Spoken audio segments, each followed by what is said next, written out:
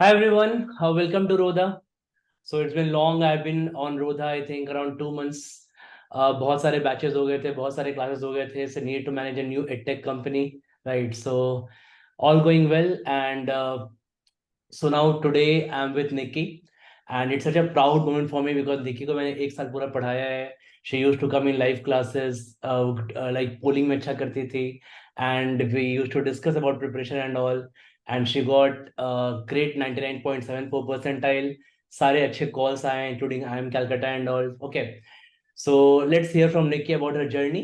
Okay, let's keep it short and crisp. So because वो भी preparation कर रही है GDPI का, and also उसके exams भी है graduation के, so she's a fresher.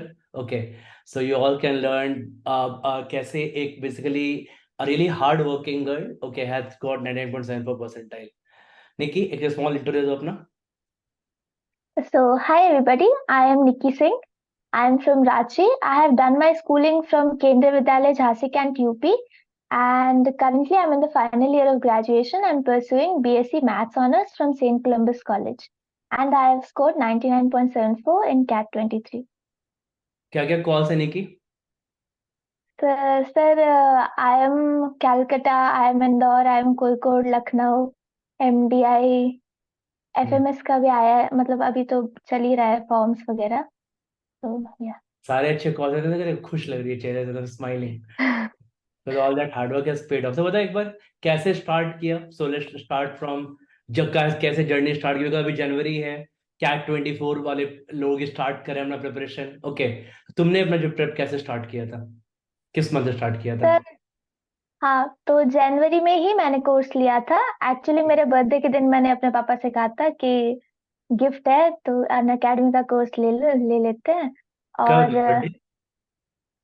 2nd Jan. 2 जन, ओके. तो यूट्यूब पे I didn't know much about MBA but I came across your channel रोदा. ऑल्सो मैंने एक और चैनल है श्वेता अरोरा, उनके उस पर देखा. मैं एक्चुअली सर्च कर रही थी कि कौन सी कोचिंग अच्छी होती है क्योंकि बहुत सारे ऑप्शंस है ना. तो फीडबैक फॉर्म में अन अकेडमी के अच्छे रिव्यू थे और आपके भी वीडियोस मैंने देखे ही थे रोदा पे, तो फिर मैंने सोचा कि कर लेते हैं ज्वाइन. तो मैंने जैन में ज्वाइन किया था और रेगुलर लाइव क्लासेस किए थे, मॉक्स वगैरह. फिर IMS का मैंने एक्स्ट्रा मॉक भी लिया था. हम्म. और यस सर, तो पूरे साल प्रिपेयर किया है आपके साथ ही. तो सबसे स्ट्रॉन्ग सेक्शन कौन था तुम्हारा? सर एज सच कोई सेक्शन बहुत पुअर भी नहीं था, कोई बहुत स्ट्रांग भी नहीं था. और सारे ऑलमोस्ट एवरेज ही थे. मतलब ओके. मेरी प्रेफरेंस अलग थी, मुझे LRDI बहुत पसंद है. बट मार्क्स मेरे सब में ऐसे यूनिफॉर्म ही आते थे कभी. ओके, तो let's start subject by subject. LRDA का एलआरडीए मतलब यू नो कि एक ऐसा सब्जेक्ट है. लॉट ऑफ लाइक पीपल अभी से बहुत लोग डर रहे हैं, मैं कैट 24 के बैचेस ले रहा हूँ तो कि सर एलआरडीए में स्ट्राइक नहीं कर रहा है, ये नहीं हो रहा, आराम से सिस्टमेटिकली पढ़ा रहा हूँ एलआरडीए को. ओके, तुमने क्या डिफरेंट किया एलआरडीए में? सर डिफरेंट तो एज सच कुछ नहीं किया, जो स्टैंडर्ड प्रोटोकॉल है वही फॉलो किया कि डेली सेट्स करने हैं. हम्म. और एक्चुअली हमने भी स्टार्ट किया था तो बहुत डर लगता था क्योंकि स्टार्टिंग में एक सेट करने में 2 घंटा 1 घंटा लगता है और मेन एग्जाम में 40 मिनट्स में करने हैं 2 सेट, वो भी तो लगता था कि हम कैसे होगा, कब होगा. अब जुलाई आ गया, ये हो गया, अभी भी नहीं हो रहा फास्ट, अभी भी नहीं हो रहा. हम्म. तो आई थिंक एंड तक LRDI में कंफ्यूजन बना ही रहता है. हम्म. D-Day के एक रात पहले भी लग रहा था कल अनप्रेडिक्टेबल सेट आ गया तो क्या होगा. LRDI तो थोड़ा डर बना के रखता है. But hmm. इनिशियली मैंने ये फोकस किया कि गिव अप ना करूं. कोई भी सेट जो है उस मुझे मजा ही आता था, तो गिव अप करने का सवाल ही नहीं है. तो कोई भी सेट है उसको खुद से सॉल्व करूँ, तुरंत सोल्यूशन देखने की जरूरत नहीं है. एंड इनिशियली टाइम पे बिल्कुल फोकस नहीं किया क्योंकि बहुत ही स्लो हो रहा था, 2 2 घंटे लगते हैं सिंपल. पहले तो मेन प्रॉब्लम ये थी, इतना बड़ा सेट पढ़ते पढ़ते लास्ट लाइन तक पहुंचते पहुंचते भूल गए क्या ऊपर पढ़ा था. और पर आप भी ट्रिक्स विक्स तो बताते ही रहते टीचर्स, तो वही फॉलो किया. तुमने 2 घंटे स्टार्टिंग में, 1 घंटे 2 घंटे एलआरडीए सेट सॉल्व किया? यस सर, स्टार्टिंग में बहुत महीनों तक ऐसा लगता था. कोई कोई हम्म. स्पीड बढ़ भी गई थी तो फास्टेस्ट 40 मिनट्स फिर हम्म. भी लगता ही था. सुन लो और सारे कोई कैट कोई 24 वाले लोग, हम बोलते रहता हूँ ना कि एक एक घंटे से को ट्राई करो, 1.5 घंटे ट्राई करो, 45 मिनट करते नहीं हो, देखो. So listen from Nikki herself. Okay, Nikki herself. तो तुमने 1.5 घंटे सेट सेट को ट्राई किया, तो तुमने वो सब चाल नहीं देखा कि 30 डेज में 99 कैसे ले आए? ठीक है, ऐसा कुछ नहीं किया तुमने? सर मेरा प्रीवियस एक्सपीरियंस है कॉम्पिटिटिव एग्जाम के साथ, हालांकि कैट में फर्स्ट अटेम्प्ट ही है, तो मुझे हाँ, पता था कि ये सब ज्यादा देखने की जरूरत नहीं है। गुड, ठीक है। तो बेसिकली एलआरडीए में पूरे ईयर कितने सेट सॉल्व किए होंगे तुमने?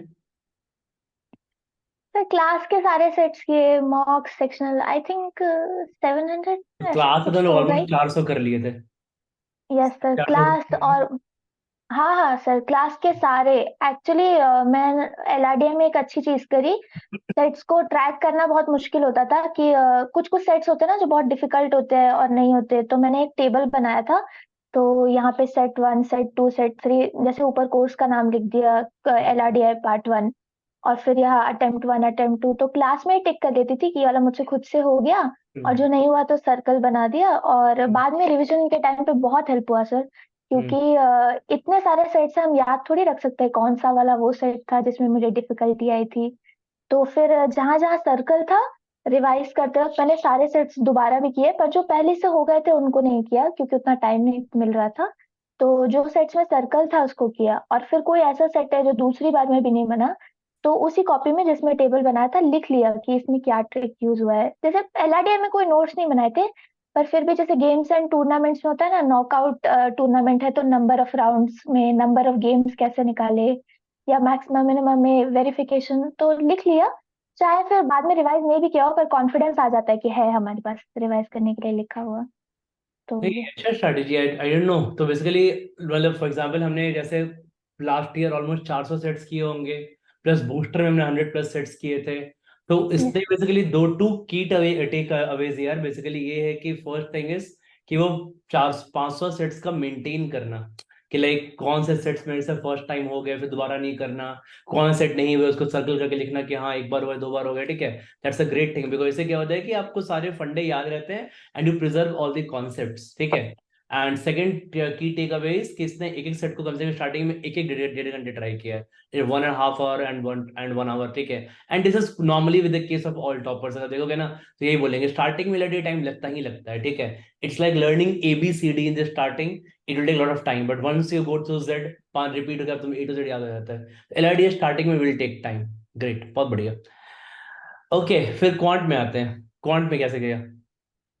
सर क्वांट्स में तो मैं मैथ से ही कर रही हूँ, तो इनिशियली मुझे लगा था क्या है, मैथ्स तो मेरा सब्जेक्ट ही है, पर ऐसा नहीं है।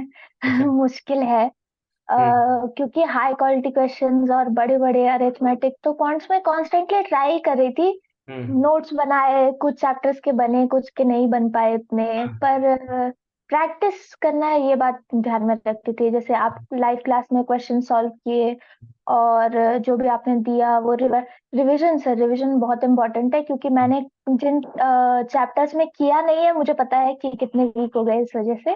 तो हम्म। अगर डेली डेली रिवाइज कर रही हो तो फिर आप चाहे कितना भी डिफिकल्ट डिफिकल्ट क्वेश्चन देंगे फोर्थ लेसन में या फिफ्थ लेक्चर में, तो भी वो बन जाएगा क्योंकि पुराने फॉर्मूले याद है। पर हम्म। अगर जिसमें रिवाइज नहीं किया तो इजी क्वेश्चन भी ऐसा लगता है कि पता नहीं सर कहाँ से दे रहे हैं, ये बन ही नहीं रहा है। हम्म। तो ये होता है, तो डेली डेली रिवाइज किया है उसमें, और वही उसमें भी सारे बूस्टर्स और मॉक्स और एक्स्ट्रा सेक्शनल्स, एक्स्ट्रा प्रैक्टिस, कॉर्ड्स थोड़ा वास्ट है तो थोड़ा टाइम भी उसको एक्स्ट्रा दिया। क्वांट थोड़ा वास्ट है। So obviously this is like ये सबके लिए समझना आप लोग यहाँ पे कि क्वांट एक वास्ट टॉपिक है। और आपका जब आप प्रेप स्टार्ट करोगे तो क्वांट, LRD और VRC में सबसे ज्यादा ज्यादा टाइम क्वांट लेगा, ठीक है, क्योंकि टॉपिक ज्यादा है पढ़ने को, ठीक है, क्वांट में। एंड और बेसिकली इजी भी इन द सेंस, इन तीनों में इजीएस्ट इसलिए है क्योंकि आपको पता है क्या आने वाला है, कि अरिथमेटिक ही आने वाला है, आपका अलजेब्रा आने वाला है, या नंबर सिस्टम आने वाला है, ठीक है। तो ये आपको पता है।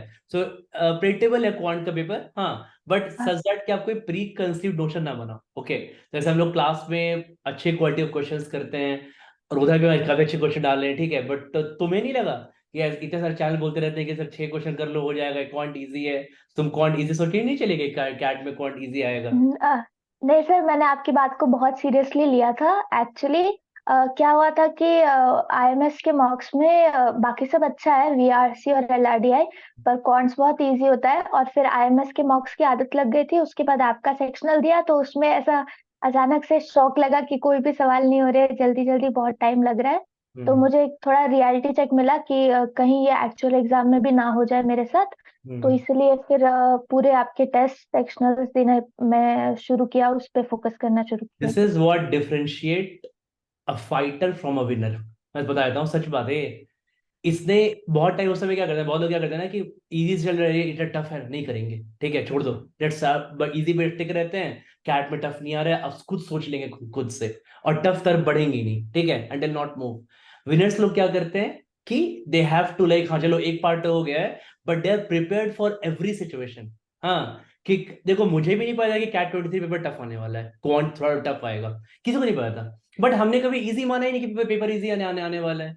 If you look at the last 10 years, 12 years quant paper, so quant has been 5, 6 years very difficult. 2013 very difficult quant paper, 2015 difficult, 2016 difficult, 2020 का एक्सप्लोर भी डिफिकल्ट था, 2022 में भी थोड़ा अच्छा पेपर था, ठीक है। सो लास्ट 10, 12 years में quant had been like that, ठीक है, फ्लक्चुएटिंग। तो जस्ट बिकॉज 1, 2 साल इजी आएगा तो उसको इजी नहीं मान लेंगे, ठीक है। तो थ्रू आउट दी कोर्स है, थ्रू आउट दी पढ़ाई आपको अपना लेवल अच्छा ही रखना है, ठीक है। तो यहाँ बहुत लोग क्या गलती करते हैं कि इजी, ये टफ है तो ये इरेलीवेंट है। ऐसा आप डिसाइड नहीं कर सकते, ठीक है, कि ये टफ है तो ये इरेलीवेंट है। You got to trust somebody, right. जब इतना मेहनत करके पढ़ा रहा हूँ, क्वेश्चंस दे रहा हूँ या जो भी दे रहा है आपको, तो क्वालिटी पे हमेशा फोकस, गाइस। क्वालिटी बहुत मैटर करती है यहाँ पे, क्वालिटी, ठीक है। तो जब तक तुम बताओ नहीं कि अगर तुमने क्वालिटी क्वेश्चन सॉल्व नहीं किया होता पूरे प्रिपरेशन में, तो क्या तुम्हारा 99% को रहा था? नो सर, बिल्कुल भी नहीं। एक्चुअली क्लास में भी क्योंकि हम लोग इतने डिफिकल्ट क्वेश्चंस करते हैं, तो हम्म पेपर देते वक्त मुझे पता नहीं चला कि बहुत डिफिकल्ट आ गया, ऐसा कुछ हो गया। मुझे लगा ये तो है, इतना तो हम करते ही हैं। पर मुझे ऐसा लग रहा था कि मैं ही स्लो हो गई हूँ। मैंने पेपर को ब्लेम नहीं किया उस वक्त। हाँ बाहर आके पता चला कि वो डिफिकल्ट आया था। और हम्म अगर पूरे साल सॉल्व नहीं किया होता क्लास में या फिर सेक्शनल्स में, तो डेफिनेटली पैनिक हो जाते उस वक्त। ऑब्वियसली, और यही हुआ ही है, क्योंकि सब लोग आराम से क्वांट ऐसे ऐसे ऐसे पढ़ रहे थे। सडनली मॉक यहाँ पे आया, ध्यान दिया नहीं, कैट यहाँ पे आया, ध्यान दिया नहीं, कि ये जब ये गैप खत्म नहीं हो पाया, ठीक है। तो ये बहुत बड़ा इशू है, और यही कैट 24 की जनता को ध्यान रखना है कि कुछ भी अपने दिमाग में प्री कंसीव नहीं बनाना है, ठीक है। नोशन बना लिया कि भाई LRDI तो ऐसे ही आएगा, या क्वांट इजी आएगा, या क्वांट टफ ही आएगा। Just prepare for the best, don't expect CAT को हम इजी क्यों एक्सपेक्ट करें यार। आप उससे IIMs में एडमिशन लेते हो, IIM अहमदाबाद में, बैंगलोर में, कलकत्ता में, IIT JEE से आप टॉप IITs में जाते हो, सब इंडिया के टॉप इंस्टीट्यूट है, तो आप इजी क्यों एक्सपेक्ट करते हो कि हम इजी इजी करके 6, 8, 8 क्वेश्चन करके 8, 8, 8 करके पहुंच जाएंगे हम IIM अहमदाबाद में? ऐसे थोड़ी होता है, ठीक है। तो this is not done right, okay. So इसलिए मेक श्योर कि मेहनत कर रहे हो, ठीक है, and you are really working hard, and throughout the year quality maintain करना बहुत जरूरी है। So quality questions are really lacking, उसको आपको पुश करना बहुत जरूरी है, ओके। ग्रेट। और VRC बता दो, VRC not my forte still, मतलब बाकी लोग बता दो, ठीक है। तो सर वीआरसी के लिए मैंने बेसिकली शबाना मैम को फॉलो किया था हाँ डे 1 से ही। हाँ और मैंने सोचा था कि एजुकेटर बिल्कुल चेंज नहीं करूंगी चाहे कुछ भी हो जाए। तो वीआरसी काफी फ्लक्चुएट होता है, कभी बहुत अच्छे आने लग जाते हैं, कभी बहुत खराब। हो हम्म 10 क्वेश्चन अचानक से नेगेटिव हो गए, पता नहीं चल रहा ऑथर क्या सोच रहा है, हम क्या हाँ सोच रहे हैं। हम्म तो ये होता था। और लेकिन वीआरसी में शॉर्ट टेस्ट मैम बहुत करवाती थी, हम्म क्लास टेस्ट। तो I think that help. Apart from that, reading really help. So मैं बुक्स बुक्स भी पढ़ना शुरू कर दिया इसी वजह से एक्चुअली। और अब तो बहुत अच्छा लगता है मुझे बुक्स पढ़ना। एंड आई रोज थिंक नॉवेल्स बुक्स। पढ़ती हो? Yes sir. कितने नॉवेल्स पढ़े होंगे फिक्शनल। पूरे लास्ट ईयर 1 ईयर में? फिक्शनल तो सर एक साल में मैंने 70-80 पढ़ लिए होंगे। वो मेरा स्टडी में नहीं काउंट होता, लीजर में एक्चुअली। नॉवेल्स तुमने अभी रिसेंटली स्टार्ट किया है पढ़ना? Yes sir. तो एकदम फिक्शनल बुक। कैट 24 की जो नई जनता है बिल्कुल रिलेट कर पाएगी, ठीक है। So you have to relate to this, बिल्कुल कुछ नया चीज पिक करना है। सर पढ़ने मन नहीं लग रहा है, ये नहीं हो रहा है, नॉवल पढ़ना बोरिंग लग रहा है, नींद आ जाता है, मैं डेली सुनता हूँ क्लास में, ठीक है। I really push for novels, novels पढ़ना चाहिए नॉवेल्स को, ओके। बहुत लोग आपको ऐसे भी मिलेंगे जिन्होंने बिना नॉवेल्स नॉवेल्स पढ़े भी क्रैक किया होगा। ऐसा जरूरी नहीं कि नॉवेल्स पढ़ना एक नेसेसिटी है, राइट। बट नॉवेल पढ़ने से लैंग्वेज सीखते हैं, एक कॉन्सेंट्रेशन बढ़ता है, नए नए वर्ड्स आते हैं, एक इंटेलेक्चुअल लेवल इंक्रीज होता है, ओके। और ये आपको काफी हेल्प करेगा आगे आपके MBA में, GDPI में, ठीक है, जब आपने अच्छी बुक्स पढ़ी होगी तो, राइट। रियली गुड, अच्छा वे है, एक तरीका है, देखो। VRC में maybe there are 3 different ways to get 99.9% आई। एक वे उसमें ये भी है कि आपको नॉवेल्स पढ़ना चाहिए, ठीक है, that's a really good way. और अच्छे अच्छे नॉवेल्स पढ़ना चाहिए, ठीक है। स्टार्ट फ्रॉम योर नॉर्मल कोई भी जेनर से स्टार्ट कर लो, ठीक है, and move to all the good novels, right. और अब उसको मजा भी आ रहा है पढ़ने में नॉवेल्स, ठीक है। हाँ सर, ये तो पॉइंट को एक्चुअली ये पॉइंट को बोलना इंटरव्यू में, ठीक है, वहां फायदा होगा, ठीक है। नॉवेल्स में इंटरव्यू बहुत फायदा करते हैं, पूछते हैं लोग तुम रीडर हो, एविड रीडर हो, बहुत इंटरेस्ट आता है उनको इससे बात करने में इंटरव्यूज में। तो सर फिक्शनल तो हॉबी है, तो उसको मैं पढ़ाई में नहीं काउंट कर रही थी, क्योंकि वो मैं ब्रेक टाइम में पढ़ती थी, मजा आता था। हम्म। लेकिन नॉन फिक्शन से भी बहुत कुछ सीखने मिलता है, मोटिवेटेड रहते हैं। And apart from that, CAT specific reading करना भी बहुत जरूरी है, एडिटोरियल्स न्यूयॉर्क टाइम्स, एकदम। क्योंकि वैसा ही आने वाला है, so that is more important. Novels ने तो बेसिकली इसके हेल्प किया टू सोर्सेस गेट क्या होते हैं तुम्हारे? कंफर्टेबल। सोर्सेस क्या होते हैं एडिटोरियल्स के, आर्टिकल्स के, कहाँ से सर, पढ़ते हैं? Eon Ideas and The Guardian hmm. and Scientific American, ये हम्म। सारे अच्छे सोर्सेस, मिंट हो गया। Okay, nice. मिंट, मिंट भी अच्छा है, करेक्ट, ओके। तो बेसिकली कितने तुमने ऑलमोस्ट मॉक्स दिए होंगे इन दोज अगस्त सर सितंबर के टाइम में? Marks sir exactly 38। 30 दिया? थर्टी ओके, एट 38 दिया। Yes sir. सेक्शनल्स ऑलमोस्ट कितने दे दिए? सेक्शनल्स का सर काउंट तो मुझे नहीं पता, पर आई Okay. थिंक लास्ट 3 मंथ्स में रिग्रेस हो गई थी सेक्शनल्स को लेके, तो एवरीडे दे रही थी जिस दिन मॉक्स नहीं थे, तो हम्म। काफी दिए होंगे फिर भी, मैंने मॉक्स पता का नहीं। लोएस्ट परसेंटाइल कितना आया? आई थिंक 60s में कुछ था। तो 60 परसेंटाइल भी कभी आया था? उस दिन डिमोटिवेट नहीं हुई कि 60 आ गया, मैं क्या अभी मॉक में? बहुत सर, बहुत ज्यादा। सब लोग बोलते रहते हैं डिमोटिवेट मत हो, सीरियसली मत लो इसको, लेकिन जब आता है तभी पता चलता है कि कितना सीरियस लेते हैं और कितनी नेगेटिव थिंकिंग चली जाती है कि अगर ये सच में हो गया तो क्या होगा। हम्म। एक्चुअली कैट तक लगता रहता है कि अगर कल, कैट से पहले एक्चुअली ये थॉट आ रहा था कि कल अगर मेरे 60 आ गए, 70 आ गए तो क्या होगा। तो ऑफ कोर्स डिमोटिवेट हुई थी, पर ठीक है, क्लास आते हैं, फिर क्लास में आके हम लोग रोते हैं, सर डिमोटिवेटेड फील हो रहा है, फिर डांट सुनते हैं, फिर कैरी ऑन करते डांट हैं। याद है तुमको? यस। बहुत डांट पड़ा है पिछले एक साल में। मोटिवेशनल डांट। अच्छा मोटिवेशनल, डांट। सही बात है, that's the correct word, motivational डांट। अच्छा, अब let's come to that D day, जब कैट आया, ठीक है, so obviously paper was start हुआ होगा वीआरसी से, ठीक है। तो पेपर मतलब कैसा फील हुआ, like how was the paper? जब नॉर्मली वीआरसी तो नॉर्मली था, ठीक है, jump to hmm. Quant and LRD थोड़ा वहां पे इशू है, तो वो उस दिन अपने आप को कूल एंड काम रखा? How did you react that day, CAT day, ये बताओ। सर वैसे मैंने ये चीज बहुत बार क्योंकि बोल दी है क्योंकि बट। बहुत लोग ना कैट, मुझे पता है ऐसे ऐसे लोग, ये क्वेश्चन मैं इसलिए पूछ रहा हूँ क्योंकि मेरे काफी सारे स्टूडेंट्स हैं जिनको मॉक में रेगुलर 95 प्लस आता था, बट कैट के दिन पैनिक कर गए, राइट। तो ये भी बहुत यस। इंपॉर्टेंट चीज है कि कैट में अपना को कैसे कूल एंड काम रखा, ठीक है। यस सर, आई थिंक मैं भी बहुत ऐसे लोगों को जानती हूँ जो एक्चुअली मुझसे बेटर कर रहे थे, पर कैट हाँ। के डी डे में स्ट्रेस मैनेजमेंट बहुत जरूरी है। सो हम्म। मैं भी एक्चुअली फर्स्ट ऑफ ऑल ये हुआ सर कि मैं नाइट आउल हूँ, तो मैं रात को पढ़ती हूँ, आपकी तरह 6 बजे सोना ये सब। सुबह उठने का कोई शौक नहीं है मुझे। तो हम्म। मैं प्रे कर रही थी कि फर्स्ट स्लॉट में बिल्कुल नहीं आए, पर पर फर्स्ट तुम स्लॉट 6 में ही बजे आ सो के गया। 12 बजे उठती होगी ना? मुझे 5 बजे सो के मुझे फिर 8 बजे उठना पड़ता है, चिको को स्कूल। हाँ। हाँ सर, आपके जितना तो नहीं, हम तो फिर ले लेते हैं नींद अच्छी दिन खासी। में पावर नैप लेता हूँ मैं।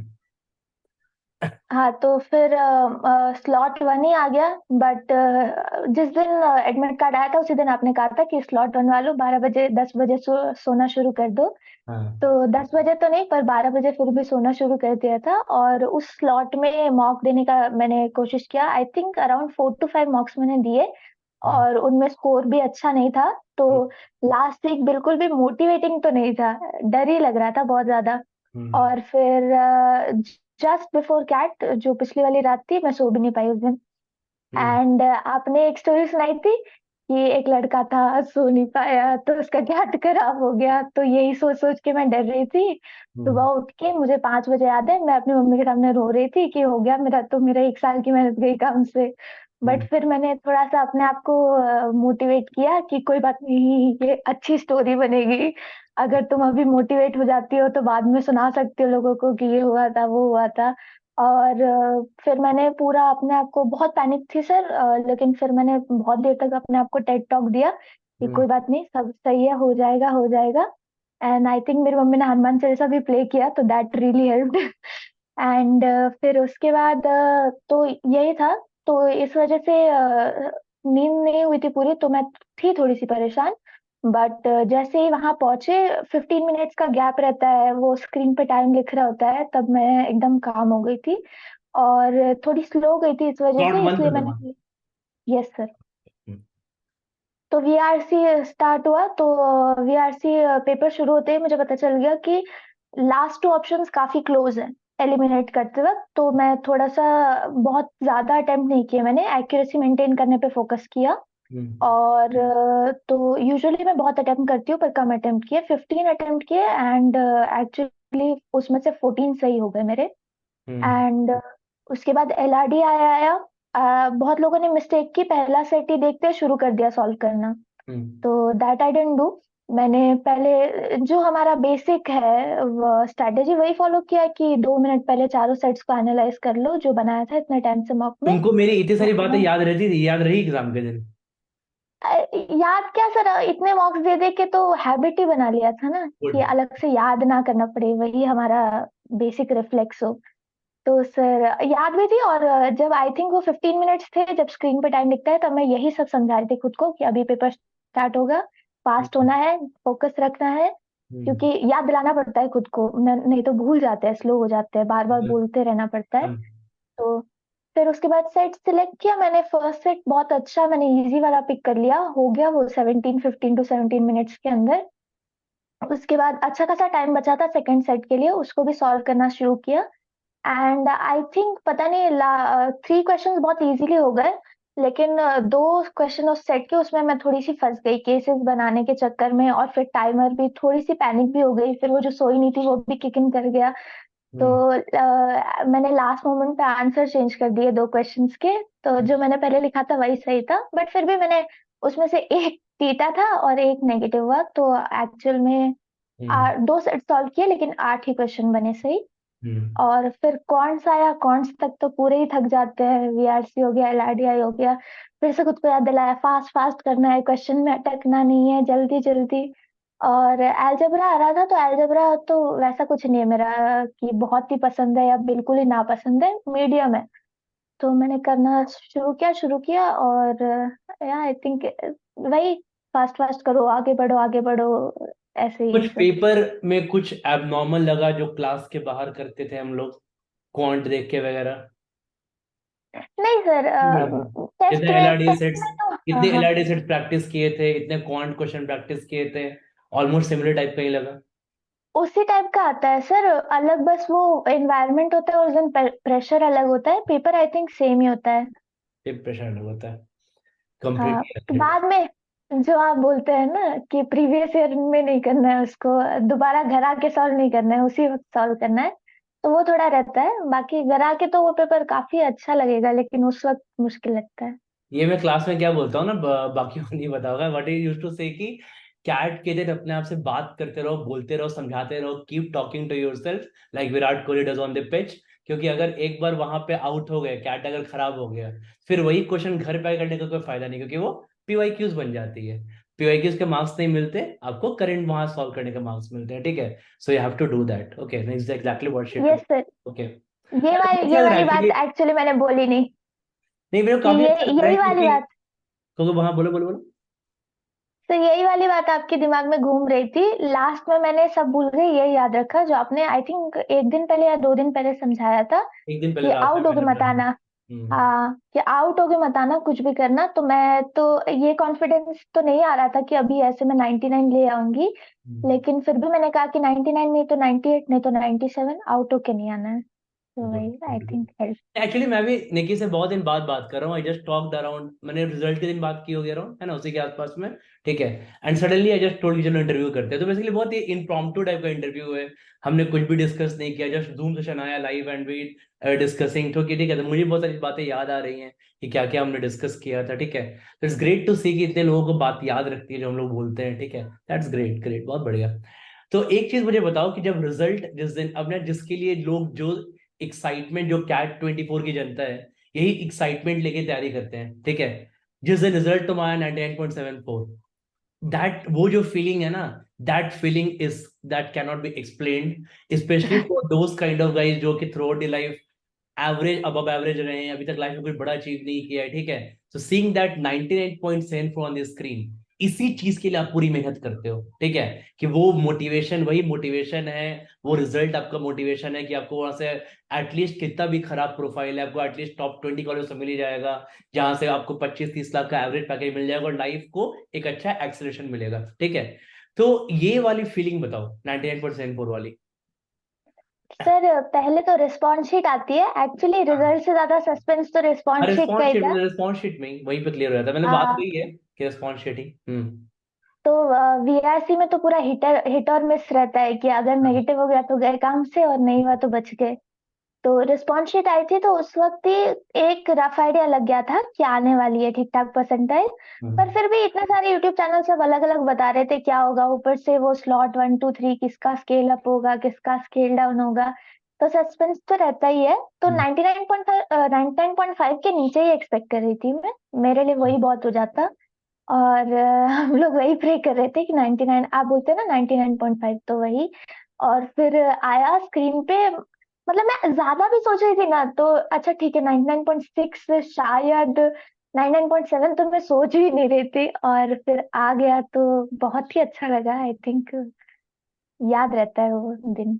याद रहेगा obviously, this is one of the achievement in life, ठीक है। You got that. देखो इवन कन्वर्जन एंड वो कन्वर्ट क्या होगा आगे में हमें नहीं पता, रिच कर, ठीक है। बट ये जो परसेंटाइल अपने हार्डवर्क का, जो अपने लाइफ को ना, जो मेरा लाइफ चल रहा था एवरेज, सडनली उसको जो मैंने एक्सप्लेट किया है ना, तो ये एक ऐसा अचीवमेंट है कैट का 99.7, तो अपने आप को ना after 10 years also in CV you can write कि मैंने कैट 23 में 98.7 अचीव किया था।